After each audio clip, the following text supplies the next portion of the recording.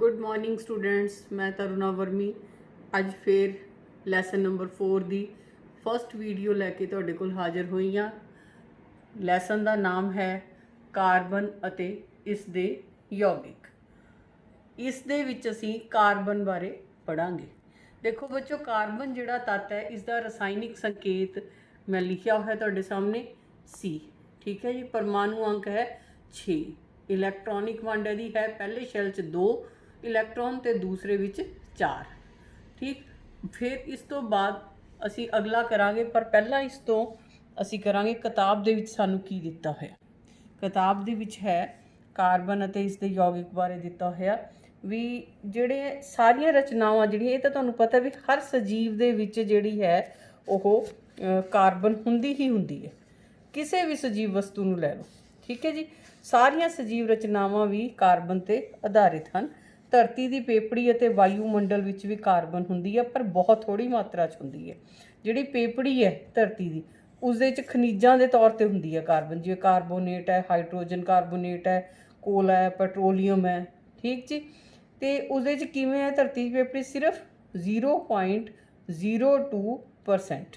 ये याद रखना, छोटे क्वेश्चन आ सकता है भी धरती की पेपड़ी विच कार्बन की की मात्रा है। 0.02% कार्बन हुंदी है। तो वायुमंडल दे तुसीं सब ने बहुत देर पहला तो पढ़िया होया, 6वीं क्लास तो पढ़ते आ रहे हो। 0.03% कार्बन डाईऑक्साइड हुंदी है।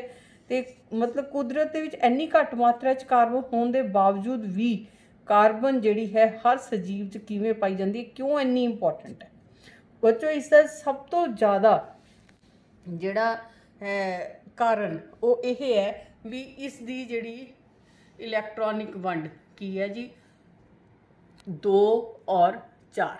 जिवें पहले शैल च 2 तो दूसरे 4 आपां सब ने पढ़िया भी जे जिहड़ा अखीरी शैल है इस दे विच 8 इलैक्ट्रॉन या पूरा भरिया होना चाहिए। ठीक है। यह चीज़ नूं पूरी भरी हुई बनाने वास्ते जिहड़े तत्त है वो अपने चाहे इलैक्ट्रॉन किसी नूं देन चाहे लैन, यह जिहड़ा कार्बन है वो सह संयोजी बंधन बनाउंदा है। इस दे विच असीं देखदे आ भी किवें सह संयोजी बंधन बनाउंदा। फिर आपां एक बारी किताब ते आ जाइए। कहंदा भी ज़्यादा करके जिहड़े कार्बन दे यौगिक बिजली दे चालक नहीं हुंदे, बिजली दे कुचालक हुंदे ज़्यादातर। कहंदा इन्हां दे जिहड़े पिघलाओ दर्जे ते उबाल दर्जे आंकड़ियां दे आधार ते जे असीं देखीए, आ देखो यौगिक दिते हुए हैं कार्बन दे। एसिटिक एसिड दिता है CH3COOH, तो यदा पिघलन अंक 290 कैलविन, उबलन अंक 391 कैलविन। ऐं क्लोरोफॉर्म का, इथेनॉल का, मीथेन का, ये सारे दिते हुए हैं। देखो पिघलन तो उबलन अंक सारे बहुत ज़्यादा है। ठीक है जी। कहता भी इस करके असी इस निर्णय ते पहुँचे हाँ कि इन्हां यौगिकां दे अणुआं दे विचकार खिच बल वधेरे प्रबल नहीं हुंदा। ठीक है। क्योंकि ये यौगिक वधेरे करके बिजली के कुचालक हैं, इसलिए असी इस सिट्टे ते पहुँच सकते हाँ कि इन्हां यौगिकां दे बंधनां तो कोई आयन उत्पन्न नहीं हुंदे। मतलब बिजली के कुचालक है। कुचालक होने का मतलब यह है भी आयन नहीं बनाते, इन्हां दे आयनां च ये टुटदे नहीं है, आयनी बंधन नहीं बनाते। ये बनाते हैं जी सह संयोजी बंधन। वो देखो क्यों नहीं बनाते। कहता ये तो आप इलैक्ट्रॉनिक तरतीब बारे तो आप कर लिया, बना लिया सारा। क्यों नहीं बनाते? देखो इसका यह है भी यह 4 इलैक्ट्रॉन प्राप्त करके C4- मतलब ऋण आयन बना सकता है। पर जिहड़े 4 इलैक्ट्रॉन है तो 4 ही प्रोटॉन है इस करके जे यह 6 प्रोटॉन है, इस 6 इलैक्ट्रॉन तो 6 प्रोटॉन है। तो जे यह 6 प्रोटॉन दे विच 4 इलैक्ट्रॉन होर प्राप्त कर लो, 8 इलैक्ट्रॉन हो जाएंगे, तो 10 इलैक्ट्रॉन हो जाएंगे, तो 4 वाधू इलैक्ट्रॉनां नूं सामभना इसनूं औखा हो जाएगा। ठीक है जी। सामभ नहीं सकता है, इस करके ये किसी तो इलैक्ट्रॉन प्राप्त नहीं करता। दोबारा फिर मैं तुहानूं दसदी हाँ भी जिहड़े 4 इलैक्ट्रॉन ये किसी तो क्यों नहीं प्राप्त कर सकता, क्योंकि इस दे विच 6 प्रोटॉन है। देखो इलैक्ट्रॉनिक वंड च जिन्ने इलैक्ट्रॉन हुंदे हैं उन्ने ही प्रोटॉन हुंदे हैं। हुण इस विच 6 इलैक्ट्रॉन है। ठीक है जी। 6 ही प्रोटॉन है। जे ये किसी तो 4 इलैक्ट्रॉन होर प्राप्त कर लैंदा ਤਾਂ ਇਹ ਕਿੰਨੇ ਹੋ ਜਾਣਗੇ ਜੀ 8 ਤੇ 2 10 ਇਲੈਕਟ੍ਰੋਨ ਹੋ ਜਾਣਗੇ, 6 ਪ੍ਰੋਟੋਨ ਰਹਿ ਜਾਣਗੇ। ਤਾਂ ਉਹ ਕਹਿੰਦਾ ਜੀ ਉਹ ਸਾਂਭ ਨਹੀਂ ਸਕਦਾ ਤੱਤ ਇਹ। ਤਾਂ ਇਸ ਤੋਂ ਬਾਅਦ ਦੂਸਰਾ ਆਪਾਂ ਫਿਰ ਚਲੋ ਇਹ ਛੱਡਤਾ ਵੀ ਨਾ ਲਵੇ, ਕਿਸੇ ਨੂੰ ਦੇ ਤਾਂ ਸਕਦਾ ਨਾ ਚਾਰ, ਇਹ ਕਿਉਂ ਨਹੀਂ ਧਨ ਆਇਨ ਬਣ ਸਕਦਾ? ਧਨ ਆਇਨ ਕਿਉਂ ਨਹੀਂ ਬਣ ਸਕਦਾ ਵੀ? ਕਿਉਂਕਿ ਇਲੈਕਟ੍ਰੋਨਾਂ ਨੂੰ ਗਵਾ ਕੇ 6 ਪ੍ਰੋਟੋਨਾਂ ਵਾਲੇ ਨਿਊਕਲੀਅਸ ਵਿੱਚ 2 ਇਲੈਕਟ੍ਰੋਨਾਂ ਵਾਲਾ ਕਾਰਬਨ ਧਨ ਆਇਨ ਬਣਾਉਣ ਲਈ ਕਾਫੀ ਜ਼ਿਆਦਾ ਊਰਜਾ ਦੀ ਲੋੜ ਹੋਏਗੀ, ਇੰਨੀ ਜ਼ਿਆਦਾ ਊਰਜਾ ਦੀ ਲੋੜ ਹੋਏਗੀ, ਇਸ ਕਰਕੇ ਉਹ ਇਹ ਵੀ ਨਹੀਂ ਬਣਾਉਂਦਾ। ਠੀਕ ਹੈ ਜੀ। ਇਹੀ ਕਾਰਨ ਹੈ ਕਿ ਜਿਹੜਾ ਕਾਰਬਨ ਹੈ ਆਪਣੇ ਨਾਲ ਵੀ ਕਾਰਬਨ ਵੀ ਤੇ ਕਾਰਬਨ ਦੂਸਰਿਆਂ ਨਾਲ ਵੀ ਸਹਿ ਸੰਯੋਜੀ ਬੰਧਨ ਬਣਾਉਂਦਾ ਹੈ। ਠੀਕ ਹੈ, ਇਹ ਸਹਿ ਸੰਯੋਜੀ ਬੰਧਨ ਬਣਾਉਂਦਾ ਹੈ। ਔਰ ਇਸ ਤੋਂ ਇਲਾਵਾ ਇਕੱਲਾ ਕਾਰਬਨ ਹੀ ਨਹੀਂ, ਇਸ ਤੋਂ ਇਲਾਵਾ ਇਹ ਬਹੁਤ ਸਾਰੇ ਐਸੇ ਹੈਗੇ ਹੈ ਜਿਹੜੇ ਸਹਿ ਸੰਯੋਜੀ ਬੰਧਨ ਬਣਾਉਂਦੇ। ਉਹਨਾਂ ਸਾਰਿਆਂ ਨੂੰ ਇਹ ਹੈ ਵੀ ਕੋਈ ਨਾ ਕੋਈ ਮਤਲਬ ਇਲੈਕਟ੍ਰੋਨ ਜੇ ਨਹੀਂ ਦੇ ਸਕਦਾ ਜਾਂ ਕਿਸੇ ਤੋਂ ਨਹੀਂ ਲੈ ਸਕਦੇ, ਕਿਤੇ ਲੋੜ ਹੈ ਤਾਂ ਸਹਿ ਸੰਯੋਜੀ ਬੰਧਨ ਬਣਾ ਲੈਂਦੇ। ਉਹਨਾਂ ਦੀ ਐਗਜ਼ਾਮਪਲ ਮੈਂ ਇੱਕ ਇੱਥੇ ਹਾਈਡਰੋਜਨ ਦੀ ਦਿੱਤੀ ਹੋਈ ਹੈ। ਇਹ ਹਾਈਡਰੋਜਨ ਦੇ ਕੇਸ ਦੇ ਵਿੱਚ ਦੇਖੋ, ਹਾਈਡਰੋਜਨ ਦਾ ਇੱਕ ਪਰਮਾਣੂ ਅੰਕ ਹੈ, ਇੱਕ ਇਲੈਕਟ੍ਰੋਨ ਹੁੰਦਾ। ਠੀਕ ਹੈ ਜੀ। ਤੇ ਇਹ ਜੇ ਅਸੀਂ H2 ਬਣਾਉਣੀ, ਕਿਉਂਕਿ ਹਾਈਡਰੋਜਨ ਗੈਸ H2 ਦੇ ਨਾਲ ਹੀ ਵਿਚਰਦੀ ਹੈ, ਤੇ ਤਾਂ ਕੀ ਹੋਊਗਾ, ਇਸ ਦਾ ਔਰ ਇਸ ਦਾ ਇਲੈਕਟ੍ਰੋਨ ਇਕੱਠੇ ਹੋ ਕੇ ਕਿਹੜਾ ਬੰਧਨ ਬਣਾਉਣਗੇ? ਸਹਿ ਸੰਯੋਜੀ। ਇੱਕ ਚੀਜ਼ ਬੱਚੋ ਤੁਹਾਡੀ ਮੈਂ ਕਲੀਅਰ ਕਰਦਾ ਇੱਥੇ, ਦੁਬਾਰਾ ਰਿਵਾਈਜ਼ ਕਰਦਾ ਵੀ ਸਹਿ ਸੰਯੋਜੀ ਬੰਧਨ ਉਹ ਹੁੰਦੇ ਆ ਜਿਹੜੇ ਐਵੇਂ ਮਿਲ ਜਾਣ ਵੀ ਚੱਲ ਕੋਈ ਗੱਲ ਨਹੀਂ, ਜਦੋਂ ਲੋੜ ਪਏਗੀ ਤੇਰਾ ਇਲੈਕਟ੍ਰੋਨ ਮੈਂ ਵਰਤ ਲੂੰ, ਤੂੰ ਮੇਰਾ ਇਲੈਕਟ੍ਰੋਨ ਵਰਤ ਲਈ। ਉਹ ਹੁੰਦਾ ਸਹਿ ਸੰਯੋਜੀ, ਮਿਊਚੁਅਲ ਅੰਡਰਸਟੈਂਡਿੰਗ ਨਾਲ। ਹਾਂ, ਜੇ ਕਿਸੇ ਨੂੰ ਇਲੈਕਟ੍ਰੋਨ ਆਪਣਾ ਦੇਤਾ ਜਾਂ ਕਿਸੇ ਤੋਂ ਲੈ ਲਿਆ ਤਾਂ ਫਿਰ ਉਹ ਬਣ ਜਾਂਦਾ ਆਇਨੀ ਬੰਧਨ। ਠੀਕ ਹੈ ਜੀ। ਇਸ ਤੋਂ ਬਾਅਦ ਆਪਾਂ ਅਗਲੀ ਐਗਜ਼ਾਮਪਲ ਹੈ ਕਲੋਰੀਨ ਦੀ। ਕਲੋਰੀਨ ਦਾ ਜਿਹੜਾ ਪਰਮਾਣੂ ਅੰਕ ਹੈ 17, ਇਹਦੀ ਜਿਹੜੀ ਮੈਂ ਇਲੈਕਟ੍ਰੋਨ ਬਣਤਰ ਦਿੱਤੀ ਹੋਈ ਹੈ ਉਹ 2 8 7। ਠੀਕ ਹੈ ਜੀ। ਤੇ ਕਲੋਰੀਨ ਦੇ ਵਿੱਚ ਆ ਸਾਰੇ ਦਿੱਤੇ ਹੋਏ ਆ ਵੀ 2 2 4 2 6 ਤੇ 2 8 ਬਣ ਗਏ ਨਾ ਜੀ। ਕਿਵੇਂ ਬਣੇ? ਕਿਉਂਕਿ ਇੱਕ ਇਸ ਕਲੋਰੀਨ ਦਾ ਇਲੈਕਟ੍ਰੋਨ ਹੈ, ਇੱਕ ਇਸ ਕਲੋਰੀਨ ਦਾ ਇਲੈਕਟ੍ਰੋਨ ਹੈ, ਇਹ 8 ਬਣ ਗਏ। ਇਸ ਕਲੋਰੀਨ ਕੋਲ ਜਦੋਂ ਆਹ ਸਹਿ ਸੰਯੋਜੀ ਬੰਧਨ ਬਣਾਇਆ ਨਾ, ਤਾਂ ਇਹਦੇ ਕੋਲ ਵੀ 8 ਆ ਗਏ, ਇਹਦੇ ਕੋਲ ਵੀ 8 ਆ ਗਏ, ਤੇ 2 ਇਲੈਕਟ੍ਰੋਨਾਂ ਨੇ ਬੰਧਨ ਬਣਾਉਣ 'ਚ ਹਿੱਸਾ ਲਿਆ। ਤਾਂ ਇਹਦੇ ਵਿੱਚ ਅਸੀਂ 2 ਲਾਈਨਾਂ ਪਾਉਣੀਆਂ। ਹਾਈਡਰੋਜਨ 'ਚ H1 ਇਸ ਤਰ੍ਹਾਂ 1 ਪਾਣੀ ਹੈ, ਤੇ ਇਸ ਦੇ ਵਿੱਚ ਪਾਣੇ ਅਸੀਂ 2। ਤੁਹਾਨੂੰ ਇੱਥੇ ਦਿਖਾਉਂਦੀ ਹਾਂ। ਹਾਈਡਰੋਜਨ ਦੇ ਵਿੱਚ ਜਿਹੜਾ ਹਾਈਡਰੋਜਨ ਹੈ, ਇਸ ਨੂੰ H2 ਨੂੰ ਅਸੀਂ ਸਿੰਗਲ ਬੌਂਡ ਦੇਣਾ। ਸਹਿ ਸੰਯੋਜੀ ਬੰਧਨ ਬਣਦਾ ਇਕਹਿਰਾ, ਇਹਦੇ 'ਚ ਬਣਦਾ ਜੀ ਦੂਹਰਾ। ਤੇ ਆਕਸੀਜਨ ਵਿੱਚ ਵੀ ਇਸੇ ਤਰ੍ਹਾਂ ਦੂਹਰਾ ਬੰਧਨ ਬਣਦਾ।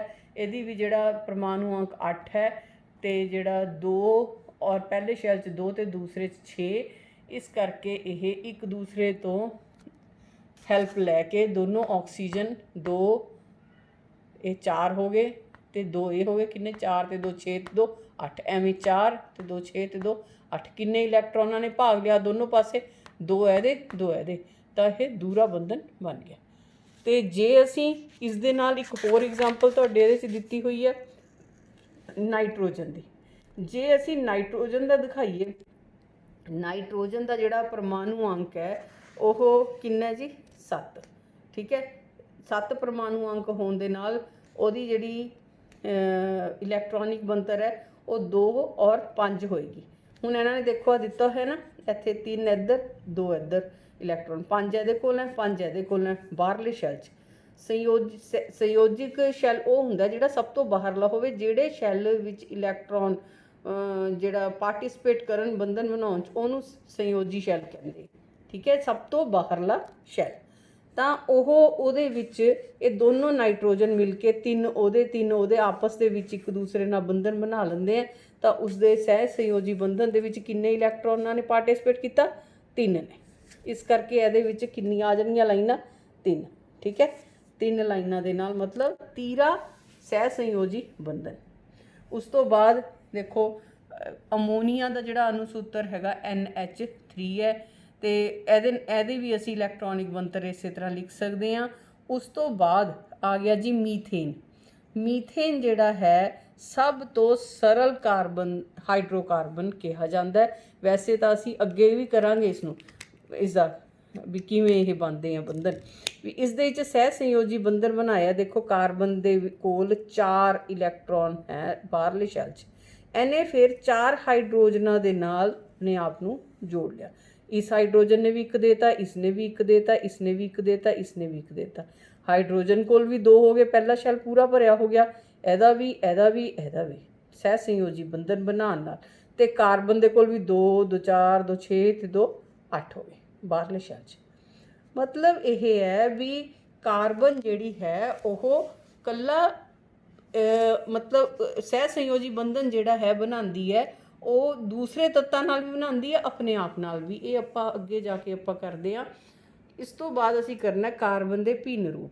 ਕਾਰਬਨ ਦੇ ਜਿਹੜੇ ਭਿੰਨ ਰੂਪ ਹੈ ਵੀ ਉਹ 3 ਹੈਗੇ ਹੈ ਕਾਰਬਨ ਦੇ ਭਿੰਨ ਰੂਪ, ਜਿਨ੍ਹਾਂ ਦੇ ਵਿੱਚ ਇੱਥੇ ਦੇਖੋ ਤੁਹਾਡੀ ਕਿਤਾਬ 'ਚ ਬਹੁਤ ਕਲੀਅਰਲੀ ਦਿੱਤਾ ਹੋਇਆ ਕਿ ਕੀ ਹੁੰਦੇ ਭਿੰਨ ਰੂਪ, ਜਿਨ੍ਹਾਂ ਦੇ ਵੱਖ-ਵੱਖ ਭੌਤਿਕ ਗੁਣ ਤਾਂ ਵੱਖ-ਵੱਖ ਹੋਣ, ਠੀਕ, ਪਰ ਰਸਾਇਣਿਕ ਗੁਣ ਜਿਹੜੇ ਆ ਉਹ ਇੱਕੋ ਜਿਹੇ ਹੋਣ।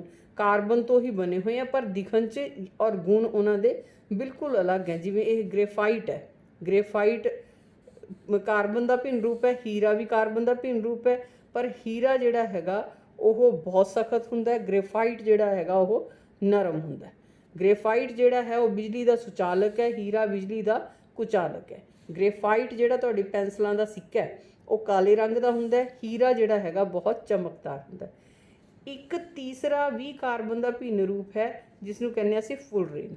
ਇਹਦੇ ਬਾਰੇ ਜਿਹੜਾ ਹੈ ਤੁਹਾਡੀ ਕਿਤਾਬ 'ਚ ਦਿੱਤਾ ਹੋਇਆ, ਤੁਸੀਂ ਪੜ੍ਹ ਵੀ ਸਕਦੇ ਹੋ। ਹੁਣ ਥੋੜ੍ਹੇ ਦਿਨ ਪਹਿਲਾਂ ਹੀ ਮੈਂ ਖਬਰਾਂ 'ਚ ਦੇਖ ਰਹੀ ਸੀ ਵੀ ਸਪੇਸ ਦੇ ਵਿੱਚ ਵੀ ਫੁਲਰੀਨ ਦੇਖਿਆ ਗਿਆ, ਠੀਕ ਹੈ। ਇਹ ਜਿਹੜਾ ਫੁਲਰੀਨ ਹੈ ਉਹ ਕਾਰਬਨ ਭਿੰਨ ਰੂਪਾਂ ਦਾ ਇੱਕ ਹੋਰ ਵਰਗ ਹੈ। ਸਭ ਤੋਂ ਪਹਿਲਾਂ C60 ਦੀ ਪਛਾਣ ਕੀਤੀ ਗਈ ਸੀ, ਜਿਸ ਵਿੱਚ ਕਾਰਬਨ ਦੇ ਪਰਮਾਣੂ ਫੁੱਟਬਾਲ ਦੇ ਰੂਪ ਵਿੱਚ ਜੁੜੇ ਹੁੰਦੇ ਹਨ। ਕਿਉਂਕਿ ਇਹ ਅਮਰੀਕੀ ਆਰਕੀਟੈਕਟ ਬਕਮਿੰਸਟਰ ਫੁਲਰ ਦੁਆਰਾ ਡਿਜ਼ਾਈਨ ਕੀਤਾ ਗਿਆ ਸੀਗਾ, ਇਸ ਕਰਕੇ ਉਸ ਦੇ ਨਾਮ 'ਤੇ ਇਸ ਦਾ ਨਾਮ ਫੁਲਰੀਨ ਰੱਖਿਆ ਗਿਆ, ਠੀਕ ਹੈ ਬੱਚੋ। ਪਰ ਇਹ ਪੁਲਾੜ ਦੇ ਵਿੱਚ ਹੁੰਦਾ, ਉੱਪਰ ਹੁੰਦਾ, ਇਹ ਨੀਚੇ ਨਹੀਂ ਪਾਇਆ ਜਾਂਦਾ, ਠੀਕ ਹੈ ਜੀ। ਹੁਣ ਇਸ ਤੋਂ ਬਾਅਦ ਜਿਹੜਾ ਦੇਖੋ ਇੱਥੇ ਵੀ ਮੈਂ ਲਿਖਿਆ ਵੀ ਕਾਰਬਨ ਦੇ ਭਿੰਨ ਰੂਪ ਕਿਹੜੇ ਹੈ, ਗ੍ਰੇਫਾਈਟ, ਹੀਰਾ ਤੇ ਫੁਲਰੀਨ। ਹੁਣ ਕਾਰਬਨ ਦੀ ਬਹੁਮੁਖੀ ਪ੍ਰਕਿਰਤੀ ਇਸ ਵੀਡੀਓ ਦੇ ਵਿੱਚ ਆਪਾਂ ਫਟਾਫਟ ਕਰ ਲੈਂਦੇ ਹਾਂ, ਫਿਰ ਉਹਨੂੰ ਡਿਟੇਲ 'ਚ ਅਗਲੀ ਵੀਡੀਓ 'ਚ ਕਰਾਂਗੇ। ਕਾਰਬਨ ਦਾ ਪਹਿਲਾ ਗੁਣ ਤਾਂ ਇਹ ਹੈ ਵੀ ਕਾਰਬਨ ਕਾਰਬਨ ਮਿਲ ਕੇ ਲੜੀ ਬੰਧਨ ਬਣਾਉਂਦੇ ਹਨ। ਲੜੀ ਬੰਧਨ ਕੀ ਹੁੰਦਾ ਬੱਚੋ, ਵੀ ਜਦੋਂ ਕਾਰਬਨ ਕਾਰਬਨ ਆਪਸ 'ਚ ਮਿਲ ਕੇ ਕਾਫੀ ਲੰਬੀਆਂ ਲੜੀਆਂ ਬਣਾ ਲੈਣ, ਉਹਨੂੰ ਕਹਿੰਦੇ ਅਸੀਂ ਕੈਟੀਨੇਸ਼ਨ ਜਾਂ ਲੜੀ ਬੰਧਨ, ਠੀਕ ਹੈ। ਇਹ ਇਕੱਲਾ ਦੂਸਰਾ ਗੁਣ ਇਹ ਹੈ ਵੀ ਇਹ ਇਕੱਲਾ ਆਪਸ 'ਚ ਨਹੀਂ ਮਿਲ ਕੇ ਬਣਾਉਂਦੇ, ਇਹ ਦੂਜੇ ਸਹਿ ਸੰਯੋਜਕ ਤੱਤਾਂ ਨਾਲ ਮਿਲ ਕੇ ਵੀ ਯੌਗਿਕ ਬਣਾਉਂਦੇ ਹਨ। ਇਸ ਕਰਕੇ ਕਾਰਬਨ ਆਪਸ 'ਚ ਵੀ ਬਹੁਤ ਲੰਬੀਆਂ ਲੜੀਆਂ ਬਣਾ ਕੇ ਬਹੁਤ ਤਰ੍ਹਾਂ ਦੇ ਯੌਗਿਕ ਬਣਾਉਂਦਾ ਤੇ ਦੂਸਰੇ ਸਹਿ ਸੰਯੋਜੀ ਤੱਤਾਂ ਨਾਲ ਵੀ ਮਿਲ ਕੇ ਬਣਾਉਂਦਾ। ਇਸੇ ਕਰਕੇ ਜਿਹੜਾ ਕਾਰਬਨ ਹੈ ਉਹ ਬਹੁਤ ਇੰਪੋਰਟੈਂਟ ਤੱਤ ਹੈ ਜਿਹੜਾ ਸਾਡੇ ਆਲੇ ਦੁਆਲੇ ਪਾਇਆ ਜਾਂਦਾ, ਠੀਕ ਹੈ ਜੀ। ਅੱਜ ਦੇ ਜਿਹੜਾ ਤੁਹਾਡਾ ਲੈਸਨ ਹੈ ਇਸ ਦੀ ਇਹੀ ਹੈ ਵੀਡੀਓ। ਅਗਲੀ ਵੀਡੀਓ ਦੇ ਵਿੱਚ ਇਸ ਤੋਂ ਅੱਗੇ ਇਸ ਦਾ ਪਾਰਟ ਆਪਾਂ ਸ਼ੇਅਰ ਕਰਾਂਗੇ।